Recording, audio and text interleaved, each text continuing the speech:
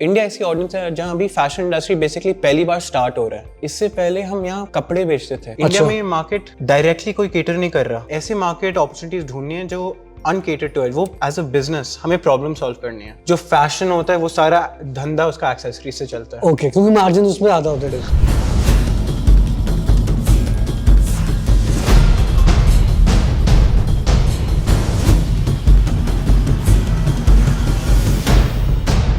आज हम आए हैं मिलने ध्रुव खुराना से, जो कि ऑलमोस्ट गॉड्स के फाउंडर हैं। जानने की कोशिश करेंगे कि यार इंस्टाग्राम में उनके सिर्फ 34,000 फॉलोअर्स हैं, फिर भी कैसे वो साल का 10 करोड़ से भी ज्यादा का रेवेन्यू करते हैं। डिटेल में डिस्कस करेंगे कि यार आप अपना खुद का फैशन ब्रांड कैसे शुरू कर सकते हो, इनिशियल क्या दिक्कत आती है, कितनी इन्वेस्टमेंट लगती है, इनिशियल कस्टमर्स कैसे लाते हैं, ब्रांड आइडेंटिटी कैसे बिल्ड करके फिर स्केल अप कैसे करते हैं, सब कुछ डिटेल में डिस्कस करेंगे। काफी कुछ सीखने को मिलेगा, तो जल्दी से वेलकम करते हैं ध्रुव खुराना को।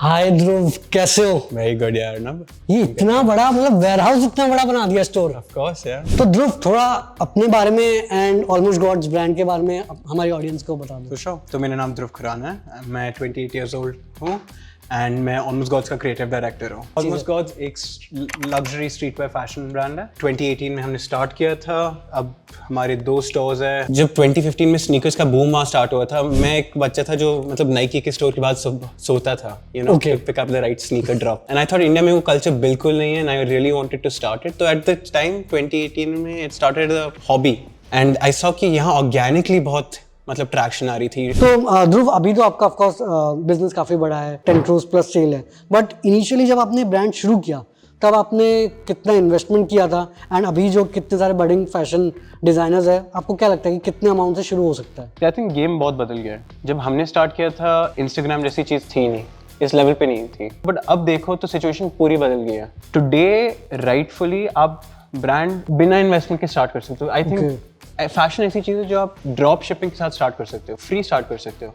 इंस्टाग्राम है, आप अपनी डिजाइन लगाओ। वेबसाइट में क्या कॉस्ट जाती है? वेबसाइट तो टुडे बिल्कुल इकोनॉमिकल हो गई है। डिजाइन टेस्ट करो, प्रोडक्ट आप इन्वेंट्री मत रखो, ऑन डिमांड वो करो, on demand printing, on demand production करो।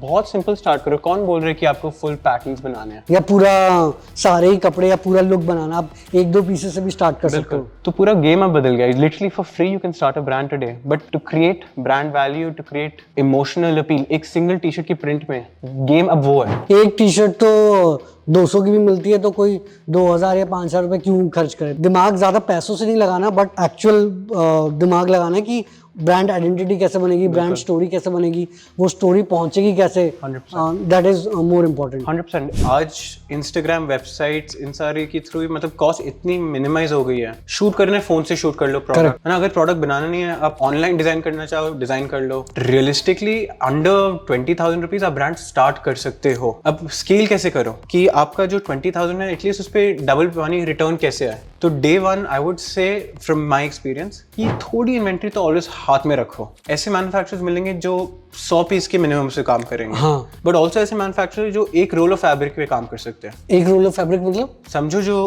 कॉटन, जो हमारी जर्सीज होती है, जो जिससे टी शर्ट्स बनती है, हाँ हाँ, मैन्युफैक्चरर आपको बोल सकते हैं कि लिसन, आप इतना फैब्रिक उठाओ कि मार्केट में जो फैब्रिक मिलता है रोल्स में मिलता है, थान में मिलता है, और एक रोल करीबन 100 मीटर होता है। 100 मीटर में इसकी आपकी 33 टी शर्ट निकलेगी। तो अगर ऐसे मैन्युफैक्चरर्स आपको मिल जाए, it's a very economical way to start production. Okay, तो ये जो आपने बोला, ये जो 100 मीटर की फैब्रिक कितनी कॉस्ट करती होगी? अगर आप बेस लेवल से स्टार्ट करो, हाँ, तो करीबन 30,000 रुपीज में वो रोल ऑफ फैब्रिक कवर हो जाता है। ये आप कॉटन की बात कर रहे हैं? मैं कॉटन की बात कर रहा हूँ। ओके, बट उससे भी चीपर जाना है, लोगों को स्टार्ट करने कर सकते हो। वही बात आ जाती है आपको कितनी क्वालिटी डिलीवर करनी है। आप चाहो तो आप 10,000 रुपीज का भी रोल ऑफ फैब्रिक उठा सकते हो, हाँ। वो डिफरेंट क्वालिटी होगा, डिफरेंट मटेरियल होगा। एग्जैक्टली।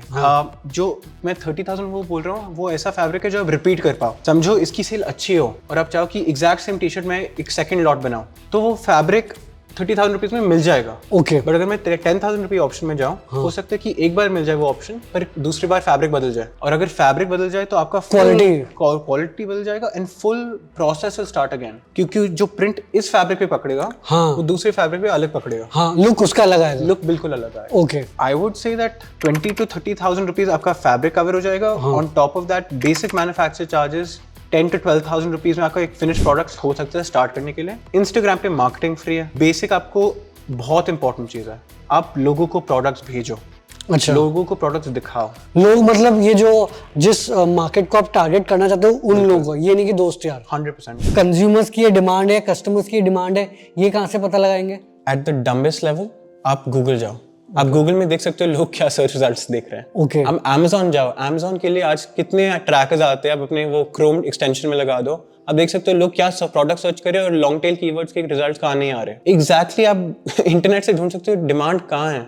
आप इंस्टाग्राम पे देखो, इंडियन ऑडियंस एक ऐसी ऑडियंस है जो फॉलो करती है। दुनिया में बहुत कम ऑडियंस है जो फॉलो ड्रिवन है। इंडियन ऑडियंस फॉलो ड्रिवन है, बहुत फॉलो ड्रिवन है। फॉलो ड्रिवन मतलब? हम लोग की फैंस बन जाते हैं। अच्छा। हमारा कल्चर, बॉलीवुड का कल्चर अब हर चीज में गया है। इंडिया ऐसी ऑडियंस है जहां अभी फैशन इंडस्ट्री बेसिकली पहली बार स्टार्ट हो रहा है। इससे पहले हम यहाँ कपड़े बेचते थे। फॉर द फर्स्ट टाइम जो globally I think fashion is so important because वो स्टोरी टेलिंग का मीडियम है। इंडिया में आज तक फैशन ने स्टोरी टेलिंग की नहीं, एक दो लोग सब्यसाची ने की होगी, उसके आगे लोगों ने प्रोडक्ट्स बेचे। तो ध्रुव, जैसे कि हर कोई जो ब्रांड शुरू करता है वो सोचता है कि यार हम लग्जरी प्राइसिंग में बेचें, ऑडियंस है उसकी भी 1-2%, बट उनको रीच करने में दिक्कत होती है। एंड अगेन शर्ट मिलती है 2000 की, आप 5000 में बेच रहे हो, या हुडी भी 3000 में मिल जाएगी। आई थिंक ये आपकी 12 या 15,000 की हुडी है। तो ये प्राइसिंग एक क्रिएटर कैसे फिगर आउट करता है, कैसे टेस्ट करता है, और आपने भी कैसे किया? देखो, जैसे आपने बोला ना, इंडिया में जो इसका 1-2% का मार्केट है, आई थिंक उससे थोड़ा बड़ा है, बट अगर मैं 1% भी मान लूँ ना, वो नंबर इंडिया में बहुत ही बड़ा है। तो एड्रेसेबल जो टैम बोलते हैं, टोटल एड्रेसेबल मार्केट है इस प्रोडक्ट के। क्वेश्चन ऑफ इसको इनको पहुंचते कैसे है,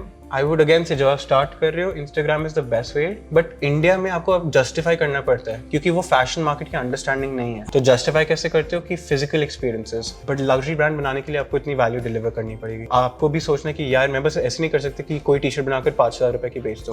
5,000 रुपए के पीछे बहुत लॉजिक होगी, उस प्रोडक्ट की क्वालिटी होनी चाहिए, उसका वो स्टेटस सिंबल्स होने चाहिए, ब्रांड वैल्यू आनी चाहिए उसमें। आई थिंक प्रोडक्ट में सोच होनी चाहिए कि अगर बंदा कुछ खरीदे ना, वो स्पेशल फीलिंग कैसे लाओ। बट जो इनिशियल सेट ऑफ कस्टमर्स है, वही 10 वही 15, जो कि ऑफकोर्स नॉट योर फैमिली है, वो आप कहाँ से लेके आए और लोग कहाँ से लेके आए? क्योंकि हर दूसरे दिन तो ब्रांड लॉन्च हो रहा है ना। तो इनिशियल जो 100 कस्टमर्स हैं, वो कैसे एक यंग डिजाइनर ला सकता है ना, आप कैसे लेके आए? इंस्टाग्राम, आजकल Instagram is the cheapest marketing platform.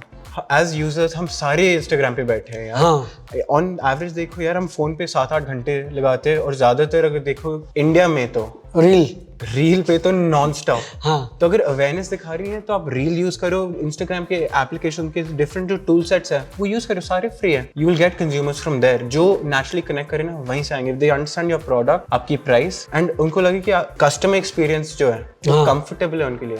That's why you'll build your base. There's never been a better time to build a business. ध्रुव, आजकल ना जो भी कोई फैशन ब्रांड या कुछ करने का सोचता है, वो ये सोचता है कि यार मैं एक और टी शर्ट निकाल लेता हूँ। बट टी शर्ट मार्केट बहुत ज़्यादा कॉम्पिटिटिव है, हर दिन नए ब्रांड्स आ रहे हैं। बट क्या कोई और भी चीज़ है जिससे एक ब्रांड लॉन्च हो सकता है, जिसमें मे बी वो अपने आप को डिफरेंशिएट भी कर पाए, कॉस्ट भी उतनी ना लगे? टी शर्ट ब्रांड बहुत ज़्यादा है। I think from day one हम बहुत कॉग्निसेंट थे कि हमें टी शर्ट ब्रांड नहीं बनना, हमें फैशन ब्रांड बनना है, हमें स्ट्रीट वेयर ब्रांड बनना है, और वो स्ट्रीट वेयर का लाइफस्टाइल ओवरऑल कैप्चर करना है। But I think right now streetwear की कैटेगरी में देखो ना, अगर ये भी पकड़ो, ये कॉम्प्लीमेंट्री प्रोडक्ट्स है। ओके। जैसे स्नीकर एक complement of streetwear, caps, accessories बहुत बड़ा complement of streetwear. India में मार्केट डायरेक्टली कोई केटर नहीं कर रहा। हाँ, मतलब ऐसे कैप वाले ब्रांड्स होंगे नहीं, या होंगे तो 1-2 ही होंगे। बिल्कुल। तो जैसे ऐसे मार्केट अपॉर्चुनिटीज ढूंढनी है जो अनकेटर्ड टू है, वो एज अ बिजनेस हमें प्रॉब्लम सॉल्व करनी है। कस्टमर की डिमांड है कैप्स और inside caps, accessories, and also as a business to start with, entry barrier to entry is not difficult economically. चलो ये थोड़े डिजाइन कैप्स हो गए जिसमें काम ज्यादा है, ओके, बट सिंपल कैप्स में लोगोज लगे हैं। एंड आई थिंक इसमें इनिशियल इन्वेस्टमेंट आपने बोला 20-30 हज़ार है, इसमें और भी कम होती है, तो और भी कम होगी, इसमें आई थिंक 10-15 हज़ार में हो जाता है। बिल्कुल। एंड आई एम अज्यूमिंग इसमें मार्जिन्स भी ज्यादा होते होंगे। ऐसे क्लोथिंग ब्रांड में, डिफरेंट लेवल के क्लोथिंग ब्रांड में भी मास मार्केट से लेके प्रीमियम में उनके कितने मार्जिन्स होते हैं, और मे बी एक्सेसरीज ब्रांड में कितने मार्जिन्स होते हैं? On accessories brand 2 to 3x तो आराम से कर सकते हो। अच्छा, 2 to 3, मतलब 200 to 300%। 100%, हाँ, 2 to 300%। अगर आप लग्जरी में जाओ, लग्जरी में लोग सोचेंगे जैसे गुची, एलवी ऐसे ब्रांड्स हो गए, लोग सोचेंगे इसमें मार्जिन ज्यादा है। नाउ इनमें ये ऐसे ब्रांड बिजनेस है जो ऊपर नीचे जाते हैं बहुत। ओके। अपने पीक पे बहुत मार्जिन होते हैं क्योंकि स्केल इतना रीच हो जाती है उनकी कि उनके ओवरहेड्स बिल्कुल श्रिंक हो जाते हैं। तो मैन्युफैक्चरिंग कॉस्ट एंड मार्केटिंग वो सारे बहुत, मतलब वो उनकी marketing on a low year 5 से 6% होगी, but at peak would be only 2%। अच्छा, है ना, ऑफ देयर टोटल स्पेंड। अच्छा, तो वो मतलब वो अब्जॉर्ब हो जाता है, बट वो बिजनेस बहुत अप एंड डाउन चलता है। ओके। यस, एक्सेसरीज में जनरली मार्जिन ज्यादा है। एक्सेसरीज में क्या, ऐसे तो कैप्स हो गए और फॉर एग्जांपल कैप्स हो गई, बैग्स हो गए, ओके लेदर बैग्स या नाइलॉन बैग्स जो हमारे जैसे नॉर्मल बैकपैक्स में होते हैं, ओके, पर्सेस हो गए, फिर हो गए शूज, हाँ शूज, हील्स, विमेंस वेयर, मतलब एक्चुअल देखो ना, जो फैशन होता है वो सारा धंधा उसका एक्सेसरी से चलता है। ओके, क्योंकि मार्जिन उसमें ज्यादा होते हैं। आप फैब्रिक सिलेक्ट कैसे करते हो, मतलब जनरल अगर कोई डिजाइनर आता है वो फैब्रिक डिसाइड कैसे करता है? आई थिंक जनरली आपका कोई विजन होता है, समझो मुझे शर्ट बनानी है, हाँ शर्ट में, या अब मैं तो जनरली जानूंगा मुझे कॉटन शर्ट चाहिए, पॉलिएस्टर शर्ट चाहिए, Correct. दोनों के अंदर हजारों ऑप्शंस हैं। आप देखोगे आपके प्राइस मैच कैसे करती है, आपको वैल्यू क्या बनानी है, आपको सिल्क लुक देनी है जो बहुत रिच लुक होती है, आपको थोड़ी सस्ती पॉलिएस्टर देनी है जिसको कॉस्ट भी कम हो और कंज्यूमर मतलब ज्यादा मतलब प्रिंट्स ऑफर कर पाओ। ओके, कॉटन जो बहुत ब्रीदेबल है, तो एंड प्रोडक्ट ऑफरिंग पे, एंड कंजम्पशन पे।